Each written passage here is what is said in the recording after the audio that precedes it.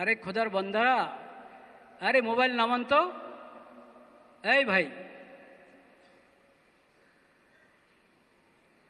আপনারা বোঝেন না এটা যে এত বড় অপরাধ। এই কারণে যদি কাউকে কাউকে বলা হয় যে ভাই আপনি মসজিদ থেকে বের হয়ে যান, তাহলে এটা অন্যায় হবে না।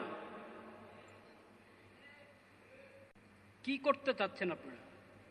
উদ্দেশ্যটা কি আমাকে বোঝান তো একটু। কি উদ্দেশ্য আপনাদের? যারা এরকম ছবি তুলতে থাকেন, আপনাদের উদ্দেশ্যটা কি? কোনো নেক উদ্দেশ্য হতে পারে এটা? আপনি স্মৃতি ধারণ করবেন, স্মৃতি ধারণ করবেন, এটা কি কবরে নিয়ে যাবেন?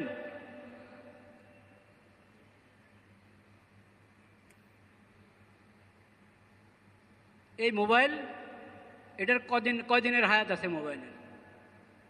এই মোবাইলের হায়াত আছে কয়দিন? আপনার হায়াত আছে কয়দিন?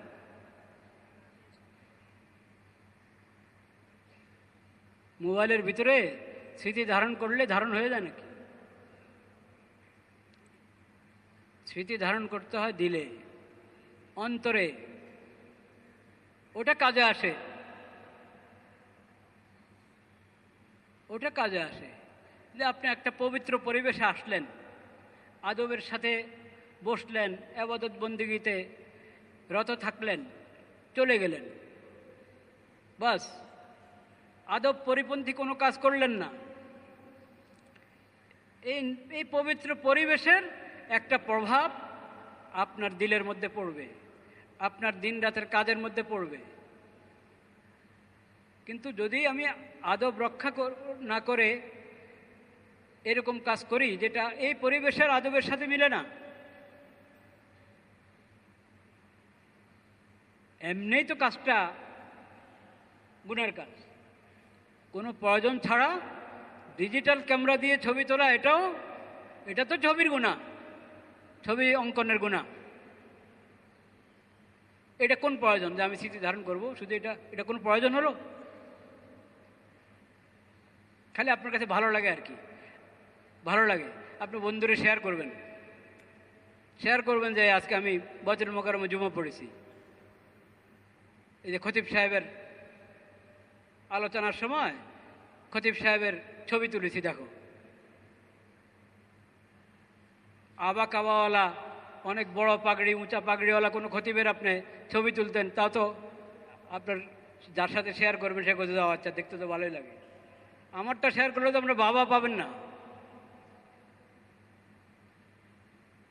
কিন্তু যার ছবি আপনি শেয়ার করেন, এটা ন্যাক কাজ হবে না গুনার কাজ হবে? কমপক্ষে এই কাজটা থেকে মসজিদে যতক্ষণ আসি ততক্ষণ তো এই কাজটা থেকে বিরত থাকি ভাই। এইভাবে যে আপনি ধারণ করবেন, যন্ত্রের মধ্যে ধারণ করলেন, এটা আপনার কাজে আসবে না, এটা ফায়দা হবে না, এটা ফায়দা হবে না। বরং আমাদের সব আমল আল্লাহ রাব্বুল আলামিনের কুদরতি ব্যবস্থাপনায় চিত্রায়ন হচ্ছে কিনা? হচ্ছে না?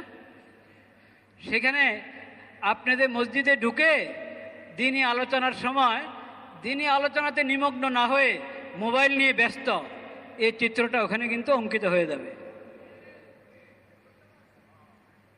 সেটা কি আপনার জন্য ভালো কিছু বয়ে আনবে?